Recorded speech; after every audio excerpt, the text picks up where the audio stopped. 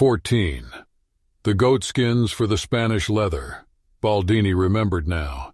He had ordered the hides from Grimal a few days before, the finest, softest goatskin to be used as a blotter for Count Verhamont's desk, 15 francs apiece. But he really did not need them anymore and could spare the expense. On the other hand, if he were simply to send the boy back, who knew? It could make a bad impression. People might begin to talk. Rumors might start. Baldini is getting undependable. Baldini isn't getting any orders. Baldini can't pay his bills. And that would not be good. No, because something like that was likely to lower the selling price of his business. It would be better to accept these useless goatskins. No one needed to know ahead of time that Giuseppe Baldini had changed his life. "Come in." He let the boy inside and they walked across to the shop, Baldini leading with the candle, Grenouille behind him with the hides. It was the first time Grenouille had ever been in a perfumery, a place in which odors are not accessories but stand unabashedly at the center of interest. Naturally, he knew every single perfumery and apothecary in the city, had stood for nights on end at their shop windows, his nose pressed to the cracks of their doors. He knew every single odor handled here, and had often merged them in his innermost thoughts to create the most splendid perfumes. So there was nothing new awaiting him. And yet, just as a musically gifted child burns to see an orchestra up close, or to climb into the church choir where the organ keyboard lies hidden, Grenouille burned to see a perfumery from the inside. And when he had heard that leather was to be delivered to Baldini, he had done all he could to make sure that he would be the one to deliver it. And here he stood in Baldini's shop, on the one spot in Paris with the greatest number of professional scents assembled in one small space. He could not see much in the fleeting light of the candle, only brief glimpses of the shadows thrown by the counter with its scales, the two herons above the vessel, an armchair for the customers, the dark cupboards along the walls, the brief flash of bronze utensils and white labels on bottles and crucibles. Nor could he smell anything beyond what he could already smell from the street. But he at once felt the seriousness that reigned in these rooms. You might almost call it a holy seriousness, if the word holy had held any meaning whatever for Grenouille. For he could feel the cold seriousness, the craftsman-like sobriety, the staid business sense that adhered to every piece of furniture, every utensil, to tubs, bottles, and pots. And as he walked behind Baldini and Baldini's shadow, for Baldini did not take the trouble to light his way, he was overcome by the idea that he belonged here and nowhere else, that he would stay here, that from here he would shake the world from its foundations. The idea was, of course, one of perfectly grotesque immodesty.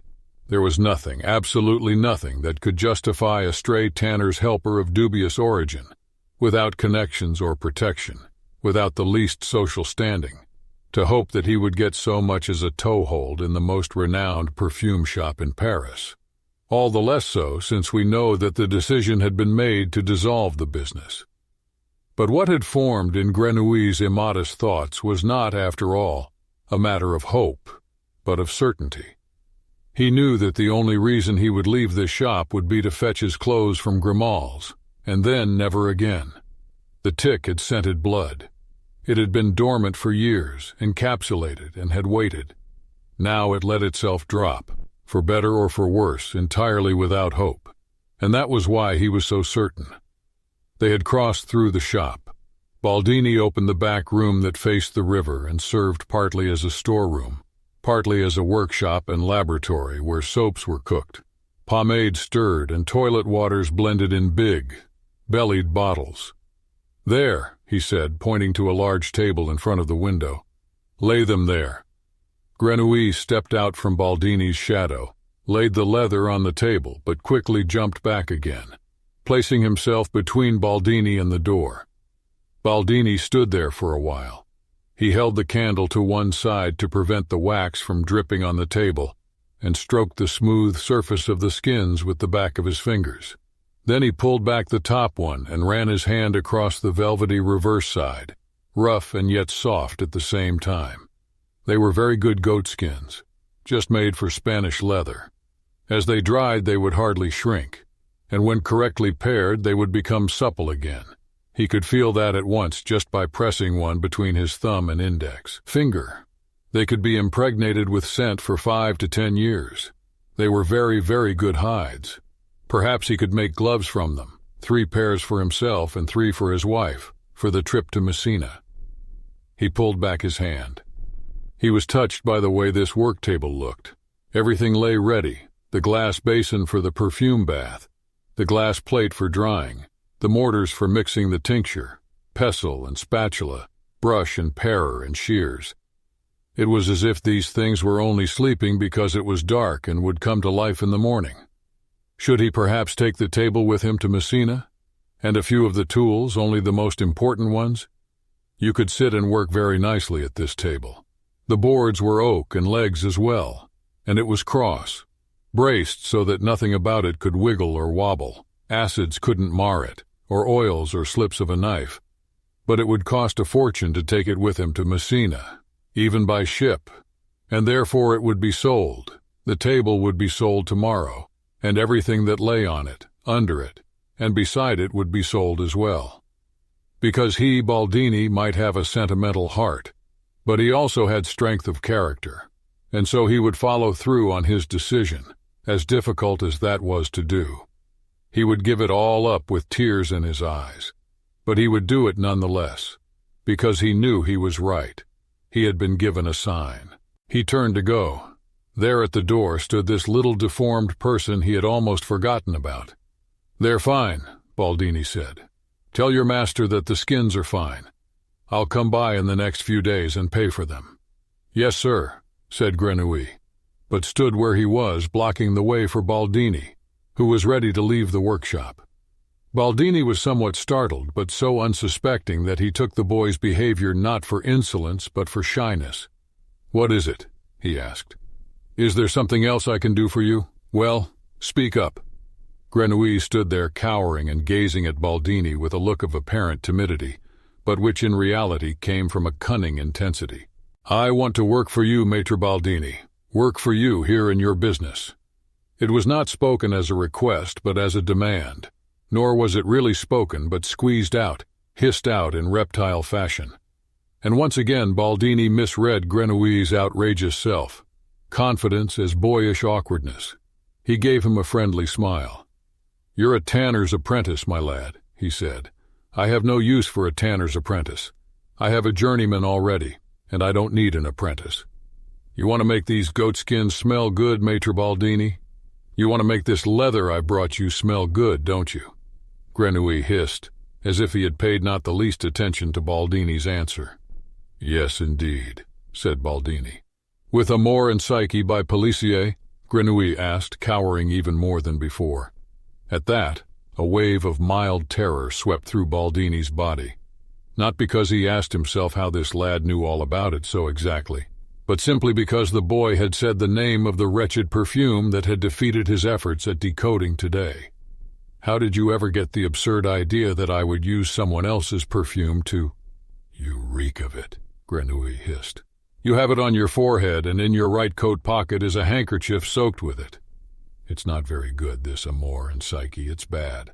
There's too much bergamot and too much rosemary and not enough attar of roses." "Aha!" Baldini said, totally surprised that the conversation had veered from the general to the specific. "What else?" "Orange blossom, lime, clove, musk, jasmine, alcohol, and something that I don't know the name of. There, you see, right there. In that bottle." And he pointed a finger into the darkness. Baldini held the candlestick up in that direction, his gaze following the boy's index finger toward a cupboard and falling upon a bottle filled with a grayish-yellow balm. "Storax?" he asked. Grenouille nodded. "Yes, that's in it too, storax." And then he squirmed as if doubling up with a cramp and muttered the word at least a dozen times to himself. "Storax, storax, storax, storax." Baldini held his candle up to this lump of humankind wheezing storax and thought, either he is possessed or a thieving impostor, or truly gifted. For it was perfectly possible that the list of ingredients, if mixed in the right proportions, could result in the perfume Amour and Psyche. It was, in fact, probable. Attar of roses, clove, and storax. It was those three ingredients that he had searched for so desperately this afternoon. Joining them with the other parts of the composition, which he believed he had recognized as well, would unite the segments into a pretty, rounded pastry. It was now only a question of the exact proportions in which you had to join them.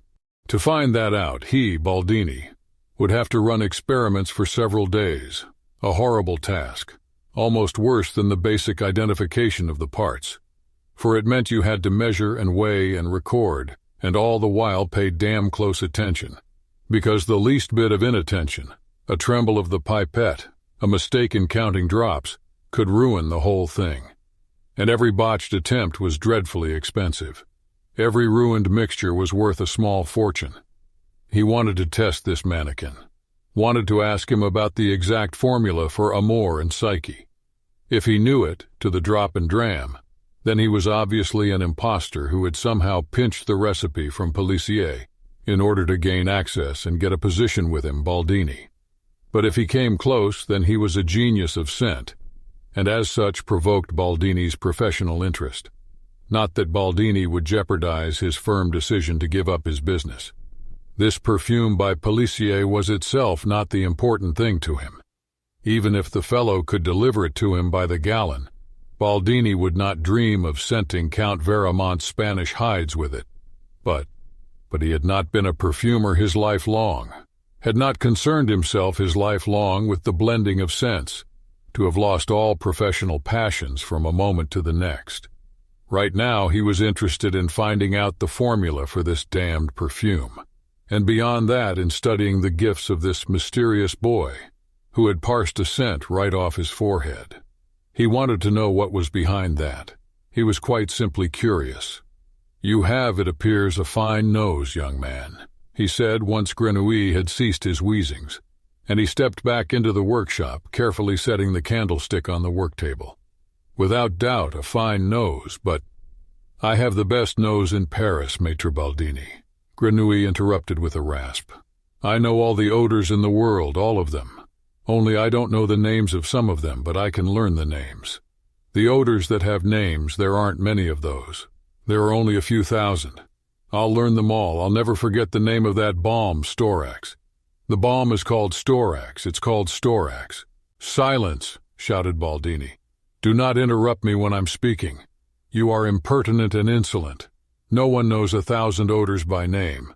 Even I don't know 1,000 of them by name, at best a few hundred. For there aren't more than a few hundred in our business. All the rest aren't odors. They are simply stenches." During the rather lengthy interruption that had burst from him, Grenouille had almost unfolded his body, had in fact been so excited for the moment that he had flailed both arms in circles to suggest the all of them that he knew. But at Baldini's reply he collapsed back into himself, like a black toad lurking there motionless on the threshold. "I have, of course, been aware," Baldini continued, "for some time now that amour and psyche consisted of storax, attar of roses and cloves, plus bergamot and extract of rosemary, etc. All that is needed to find that out is, as I said, a passably fine nose. And it may well be that God has given you a passably fine nose, as he has many, many other people as well, particularly at your age. A perfumer, however," and here Baldini raised his index finger and puffed out his chest, "a perfumer, however, needs more than a passably fine nose. He needs an incorruptible, hard-working organ that has been trained to smell for many decades, enabling him to decipher even the most complicated odors by composition and proportion, as well as to create new, unknown mixtures of scent. Such a nose," and here he tapped his with his finger, "is not something one has, young man. It is something one acquires by perseverance and diligence. Or could you perhaps give me the exact formula for amour and psyche on the spot?" "Well, could you?" Grenouille did not answer. "Could you perhaps give me a rough guess?" Baldini said, bending forward a bit to get a better look at the toad at his door. "Just a rough one, an estimation? Well, speak up, best nose in Paris." But Grenouille was silent. "You see," said Baldini, equally both satisfied and disappointed, and he straightened up. "You can't do it. Of course you can't. You're one of those people who know whether there is chervil or parsley in the soup at mealtime. That's fine, there's something to be said for that. But that doesn't make you a cook, not by a long shot. Whatever the art or whatever the craft, and make a note of this before you go, talent means next to nothing, while experience, acquired in humility and with hard work, means everything. He was reaching for the candlestick on the table, when from the doorway came Grenouille's pinched snarl. I don't know what a formula is, maître. I don't know that, but otherwise I know everything. A formula is the alpha and omega of every perfume, replied Baldini sternly, for he wanted to end this conversation, now. It contains scrupulously exact instructions for the proportions needed to mix individual ingredients, so that the result is the unmistakable scent one desires. That is a formula. It is the recipe, if that is a word you understand better. Formula, rasped Grenouille and grew somewhat larger in the doorway. I don't need a formula. I have the recipe in my nose. Can I mix it for you, maître? Can I mix it, can I? How's that? Cried Baldini in a rather loud voice and held the candle up to the gnome's face. How would you mix it? For the first time, Grenouille did not flinch. Why, they're all here, all the ones you need, the scents, they're all here in this room, he said, pointing again into the darkness. There's attar of roses. There's orange blossom, that's clove, that's rosemary there. Certainly they're here, roared Baldini. They are all here. But I'm telling you, you blockhead, that is of no use if one does not have the formula. There's jasmine, alcohol there, bergamot there, storax there. Grenouille went on crowing, and at each name he pointed to a different spot in the room, although it was so dark that at best you could surmise the shadows of the cupboards filled with bottles. You can see in the dark, can you? Baldini went on. You not only have the best nose, but also the keenest eyes in Paris, do you? Now if you have passably good ears, then open them up, because I'm telling you, you are a little swindler. You probably picked up your information at Pellicier's, did some spying, is that it? And now you think you can pull the wool over my eyes, right? Grenouille was now standing up, completely unfolded to full size, so to speak, in the doorway, his legs slightly apart, his arms slightly spread, so that he looked like a black spider that had latched onto the threshold and frame. Give me 10 minutes, he said in close to a normal, fluent pattern of speech, and I will produce for you the perfume Amour and Psyche. Right now, right here in this room. Maître, give me just 5 minutes. Do you suppose I'd let you slop around here in my laboratory, with essences that are worth a fortune? You? Yes, said Grenouille. Bah! Baldini shouted, exhaling all at once every bit of air he had in him. Then he took a deep breath and a long look at Grenouille the spider and thought it over. Basically, it makes no difference, he thought, because it will all be over tomorrow anyway. I know for a fact that he can't do what he claims he can't possibly do it. Why, that would make him greater than the great Frangipani. But why shouldn't I let him demonstrate before my eyes what I know to be true? It is possible that someday in Messina, people do grow very strange in old age and their minds fix on the craziest ideas. I'll get the notion that I had failed to recognize an olfactory genius, a creature upon whom the grace of God had been poured out in superabundance, a wonderkind. It's totally out of the question. Everything my reason tells me says it is out of the question, but miracles do happen, that is certain. So what if, when I lie dying in Messina someday, the thought comes to me there on my deathbed? On that evening back in Paris, I shut my eyes to a miracle? That would not be very pleasant, Baldini. Let the fool waste a few drops of attar of roses and musk tincture. You would have wasted them yourself if Pellicier's perfume had still interested you. And what are a few drops, though expensive ones, very, very expensive, compared to certain knowledge and a peaceful old age? Now pay attention, he said with an affectedly stern voice.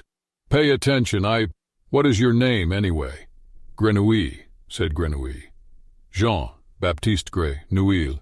Aha, said Baldini. All right then, now pay attention, Jean-Baptiste Grenouille. I have thought it over.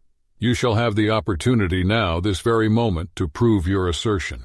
Your grandiose failure will also be an opportunity for you to learn the virtue of humility, which, although one may pardon the total lack of its development at your tender age, will be an absolute prerequisite for later advancement as a member of your guild, and for your standing as a man of honor, a dutiful subject, and a good Christian. I am prepared to teach you this lesson at my own expense. For certain reasons I am feeling generous this evening, and, who knows, perhaps the recollection of this scene will amuse me one day. But do not suppose that you can dupe me.